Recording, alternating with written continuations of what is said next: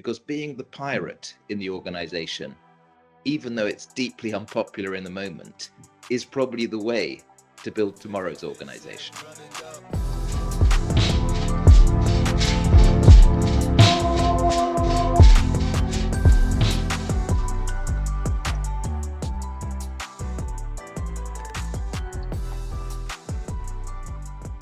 So we got very excited about this new thing called the mobile internet, and that's a pretty small thing.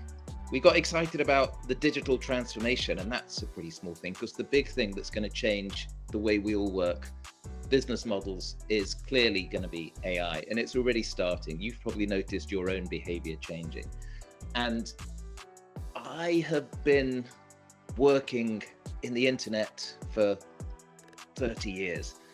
I've never seen such a greenfield of both opportunity, but also potential disruption as I do now with the accelerated spread of AI. And we can talk about quantum computing, we can talk about metaverses, but there's really only one topic on the agenda of business leaders.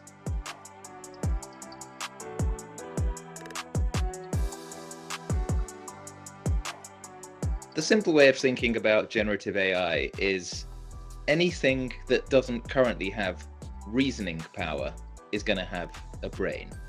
And in a couple of years, we won't be talking about AI. It's going to be like electricity. It's just going to be there, powering all sorts of data gathering, information processing, decision making.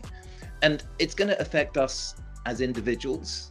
We're going to be wearing sensors that tell us our blood sugar level needs altering, that we're not getting enough sleep, but it's in particular going to affect every aspect of a business, from customer discovery to the way we communicate, to the way we automate processes with agents such as sales outreach and invoicing.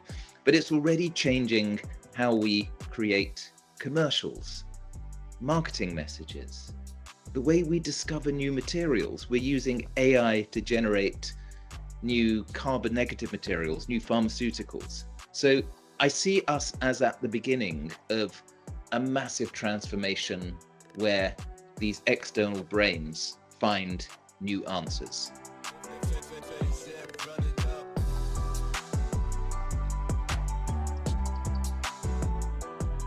Now, at a time of massive transition, the temptation is to have a head of innovation or even a department of innovation to try and build the future of your business.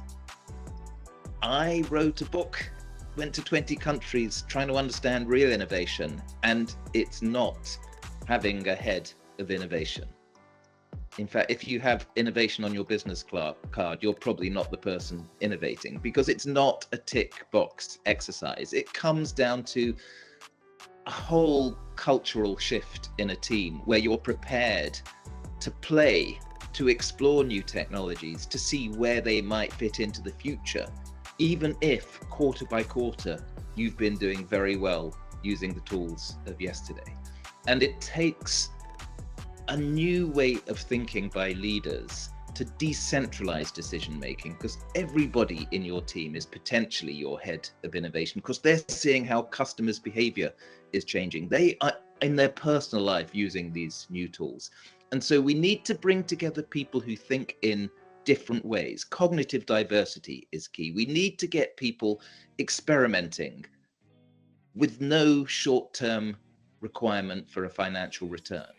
And we also need to protect the people doing things in new ways, because being the pirate in the organization, even though it's deeply unpopular in the moment, is probably the way to build tomorrow's organization.